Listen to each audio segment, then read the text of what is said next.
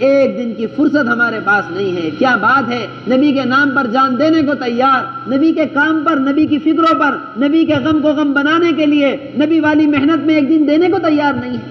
کیا بات ہے. اور کیا منہ لے کر اللہ کے نبی صلی اللہ علیہ وسلم کے پاس جائیں گے جنہوں نے فاقے برداشت کیے تھے؟ کیا منہ لے کر ابو بکر صدیق رضی اللہ تعالیٰ عنہ کے پاس جائیں گے جنہوں نے ہر تکلیف دین کے لیے برداشت کی تھی؟ کیا چہرہ صحابہ کرام کو دکھلائیں گے؟ حضرت جی مولانا یوسف صاحب رحمۃ اللہ علیہ فرمایا کرتے تھے، ساری دنیا کے نفع پر ہم نے قدم اٹھایا ہے. ساری دنیا کے نفع پر، دنیا میں نفع کو نفع سمجھا، دنیاوی نفع پر قدم اٹھائے. روزانہ دنیا لالچ دلاتی ہے، روزانہ نفع بتلاتی ہے، روزانہ قدم اٹھاتے ہیں، روزانہ دھوکہ کھا کر آتے ہیں. ایک اللہ دین کا نفع بتلا رہا، ایک اللہ. ان تنصر اللہ ینصرکم، تم اللہ کے دین کے مددگار بن جاؤ، اللہ تمہارا مددگار بن جائے گا. یہ فرمایا کرتے تھے کہ جس پریشانی کو چھوڑ کر اللہ کے راستے میں نکل گئے، اللہ تبارک و تعالیٰ نسلوں تک اس پریشانی کو حل فرمائیں گے. مدینے والے خوف کی حالت میں نکلے، اللہ نے ان کے خوف کو امن سے بدل دیا. مدینے والے بیماری میں نکلے، اللہ نے ان کی بیماریوں کو شفا سے تبدیل فرما دیا. مدینے والے باغات میں کھجوروں کو لگا ہوا چھوڑ کر گئے، اللہ نے ان کے مدینے کو کھجوروں کی منڈی بنا دیا. ساری دنیا مدینے کی کھجوریں کھاتی. ایسا خوف مدینے والوں پر اللہ کے نبی صلی اللہ علیہ وسلم نے دنیا سے پردہ فرما لیا. آپ تشریف لے گئے. مدینے والوں کی حالت ایسی ہے جیسا جسم سے جان نکال لی ہو، ایسا حال مدینے والوں کا. مدینے والے اپنا حال بیان کرتے ہیں جیسا ایک بکری کے اوپر ساری پریشانیاں گھبراہٹ جمع ہو جائیں کہ بارش ہو، آسمان سے بجلی بھی کڑک رہی ہو. ایک بکری جس طرح ساری چیزوں سے گھبراتی ہے، اس طرح مدینے والوں پر گھبراہٹ، خوف مدینے والوں کے اوپر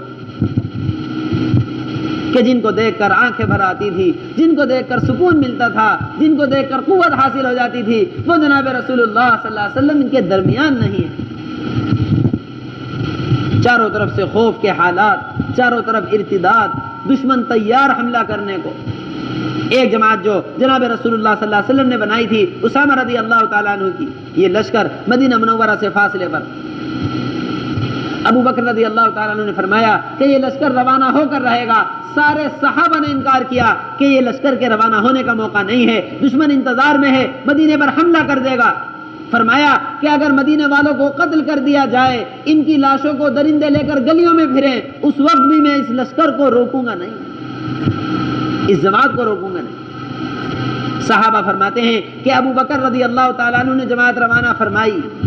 اگر ابو بکر رضی اللہ تعالیٰ عنہ جماعت روانہ نہ فرماتے تو زمین پر کوئی اللہ کو سجدہ کرنے والا باقی نہ رہتا. حضرت جی مولانا یوسف صاحب رحمۃ اللہ علیہ فرمایا کرتے تھے 3 قسم کا ارتداد پھیلا تھا، 3 قسم کا. ایک تو لوگ اسلام سے مرتد ہو رہے تھے، دوسری طرف لوگوں نے زکوٰۃ کو روک لیا، تیسری طرف لوگ جس طریقے پر زکوٰۃ دیا کرتے تھے اس طریقے کے منکر ہو گئے، اس طریقے پر زکوٰۃ نہیں دیں گے. یہ فرمایا کرتے تھے کہ ابو بکر رضی اللہ تعالیٰ عنہ نے دین کے اندر اتنی کمی برداشت نہیں کی کہ زکوٰۃ میں ایک رسی کو روک لیا جاوے. ایک رسی برابر دین جب مٹ رہا تھا، ابو بکر رضی اللہ تعالیٰ عنہ نے پورا مدینہ خالی کر دیا. آج دنیا میں حال یہ ہے کہ علاقوں میں رسی برابر دین باقی نہیں رہا، مگر ہم اپنے گھر چھوڑنے کو تیار نہیں. یہ فرمایا ہے ابو بکر رضی اللہ تعالیٰ عنہ نے اَيَنْقُصُ الدِّينُ وَأَنَا حَيٌّ، کہ دین مٹ رہا ہو اور ابو بکر زندہ رہ جائے، کہ دین مٹ رہا ہو اور ابو بکر زندہ رہ جائے، ایسا ممکن نہیں ہے. ساری دنیا کے اندر دین مٹ رہا ہے مگر ہم اپنی تجاروں سے فرصت نہیں، ہمیں اپنی کمائیوں سے فرصت نہیں ہے، ہمیں اپنے مشغلوں سے فرصت نہیں. کیا چہرہ لے کر جائیں گے جناب رسول اللہ صلی اللہ علیہ وسلم کے پاس جنہوں نے امت کو بنایا تھا خون کو بہا کر. اس لیے میرے محترم دوستو بزرگوں، سب سے پہلی نیت ہم کر لیں، ساری زندگی انشاءاللہ تعالی نبی والے درد میں اور نبی والی محنت میں لگانی ہے. اللہ کے نبی صلی اللہ علیہ وسلم نے اللہ سے ہمیں مانگا ہے، اللہ سے رو رو کر یہ امت بنوائی ہے. اس لیے میرے محترم دوستو بزرگوں، اللہ تبارک و تعالیٰ نے آج موقع عطا فرمایا ہے، اللہ کے راستے میں نکلنے کا موقع ہے. یہ بات تو طے ہے کہ اللہ کے راستے میں نکلے بغیر زندگیاں دین پر آ نہیں سکتی، اس کلمے کی حفاظت ہو نہیں سکتی ہے. اس حضرت فرماتے ہیں کہ جو داعی نہیں رہے گا وہ دوسری اقوام کا مدعو بن جائے گا، دوسری قوموں کا کیا بن جائے گا؟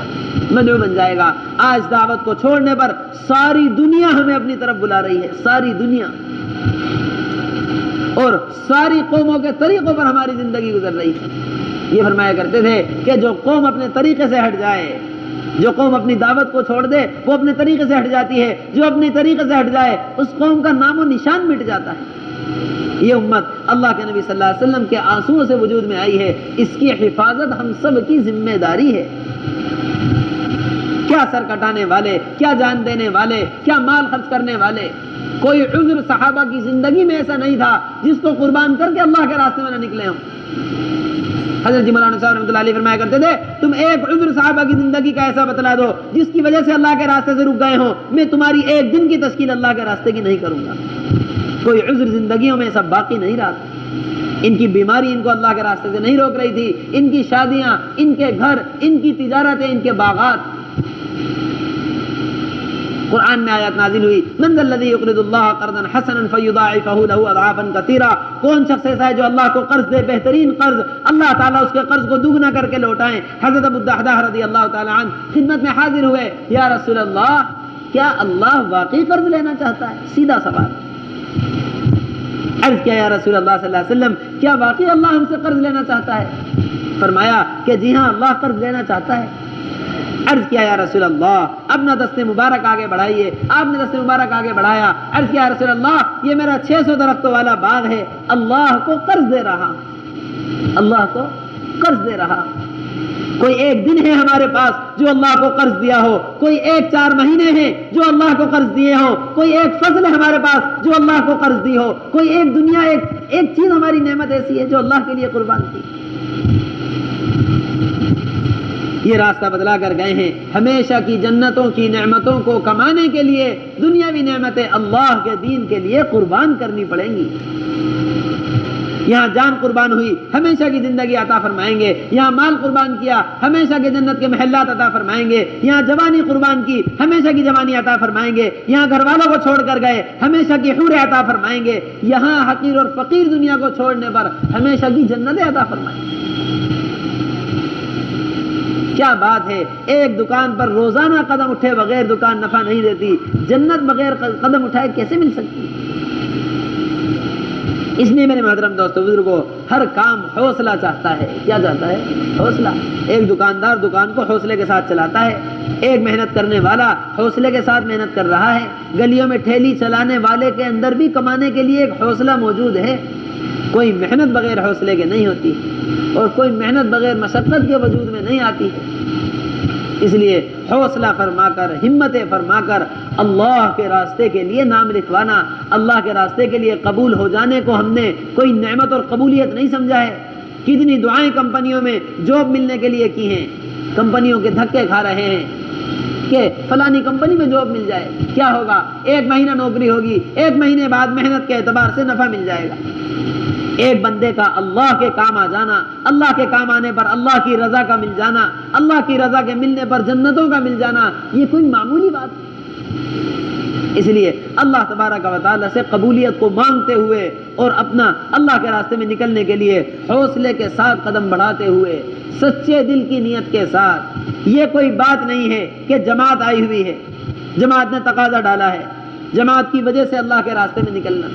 میں کلمے والا، میں لا الہ الا اللہ محمد الرسول اللہ پڑھنے والا، کتنے دن میرے لا الہ الا اللہ پر محنت میں گزرے ہیں، کتنے دن محمد الرسول اللہ اس کلمے کی محنت میں کتنے دن میں نے گزارے ہیں۔ اپنے دل سے سوال کرتے ہوئے، اپنی ضرورت سمجھتے ہوئے اللہ کے راستے کے لیے نام لکھوائیں۔ جن ساتھیوں نے اللہ کے راستے کے لیے نام لکھوایا ہوا ہے، جو جماعتیں بنی ہوئی ہیں، وہ کھڑے ہو کر دوبارہ نام لکھوائیں اور سارا مجمع نیت کر لیں۔